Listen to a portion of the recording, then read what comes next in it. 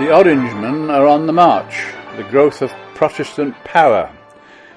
Hello, this is Paul Billington with another edition of the Bible in the News.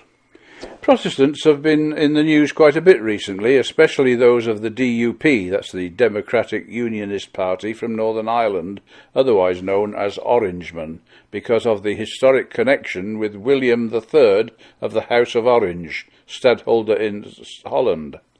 The Protestant DUP have now concluded a deal with the Conservative government of Theresa May, which will give them a powerful political position in the UK.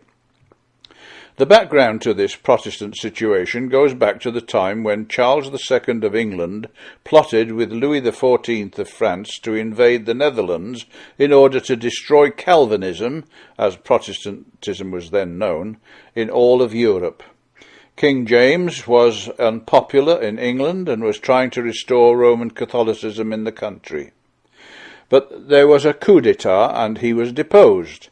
William of Orange was invited to become king, and so he sailed for England, carrying the English flag with the legend, "For the Protestant religion and liberties of England I will maintain."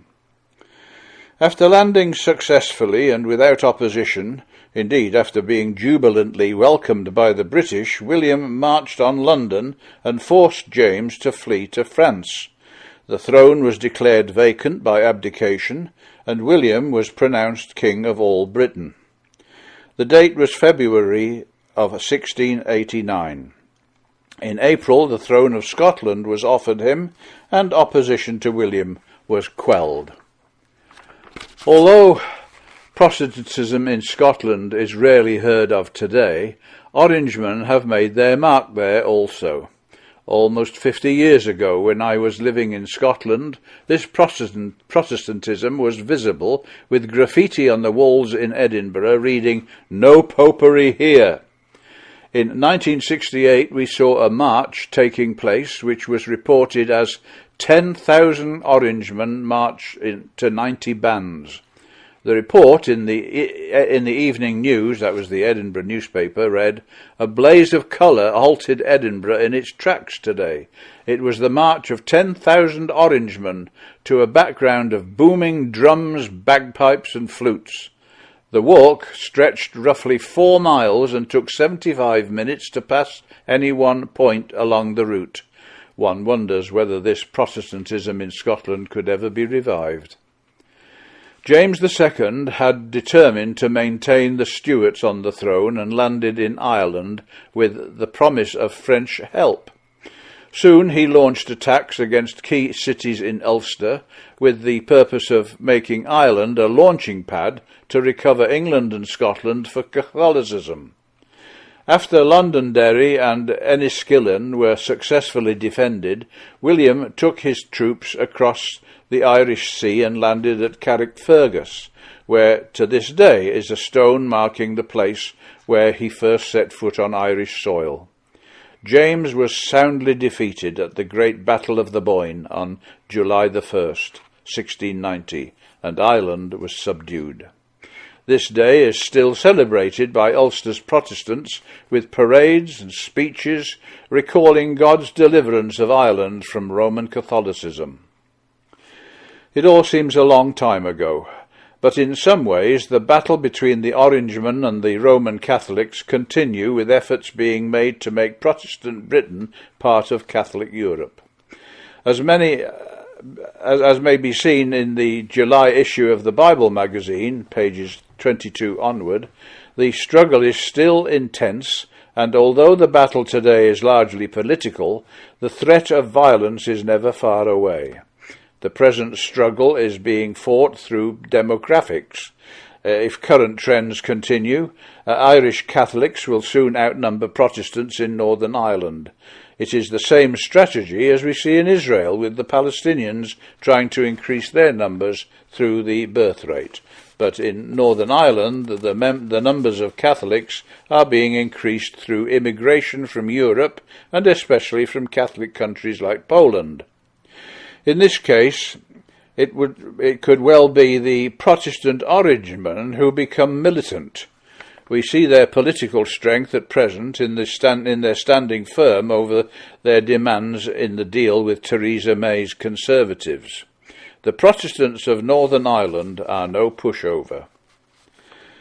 Bible prophecy informs us that the Roman Catholic Church and its papacy will be no pushover either.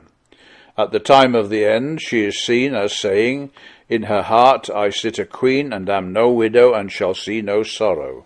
Revelation 18, verse 7. We can expect to see the Roman harlot in a very powerful position at the time of the end. In another prophecy, the great false church is depicted in a different form.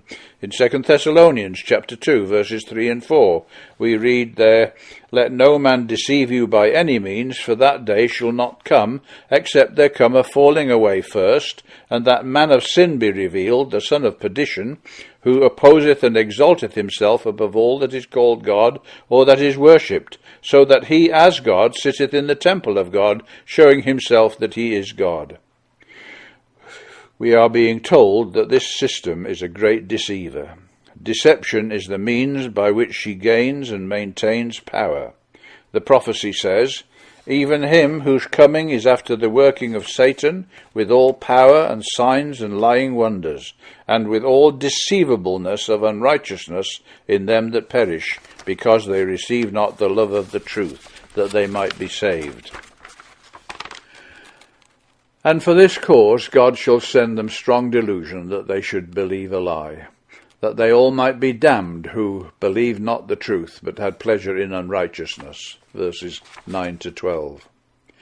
Again, in Revelation 18, referred to earlier, we learn that all nations are deceived by her sorceries. Verse 23. This ought to put us on our guard. Whether the Apostle Paul writes, when the Apostle Paul writes, "Let no man deceive you by any means," he is addressing the ecclesia at Thessalonica, that is, those who know the truth and who were in the faith. So it was not only the nations, the world, that were being warned, but also the believers themselves. But the great harlot also has daughters, for she is the mother of harlots and abominations of the earth. Revelation 17, verse 5. The prophecy of Ezekiel 16, verse 44 says, "As is the mother, so is her daughter." And certainly the character of the Roman Church has been reflected in her daughter Protestant churches. They too have allied themselves with the rulers of this world.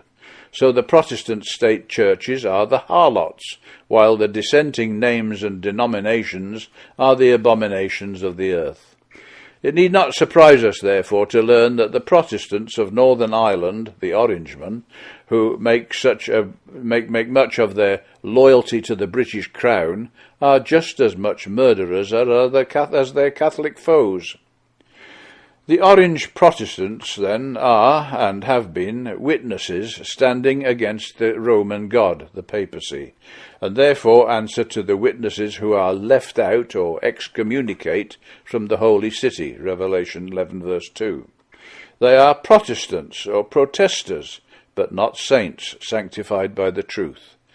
In the purpose of God, they have a function to perform, and are an influence even in modern Britain, making a stand against Rome and against forms of immorality such as homosexual behavior. Their witness against evolution and defense of creationism, as well as their pro-Israel policy, arises from their biblical roots. But it falls far short of saving truth. It remains to be seen if, and just how, God may use this force in the future development of Britain. Join us again for another edition of Bible in the News next week, God willing.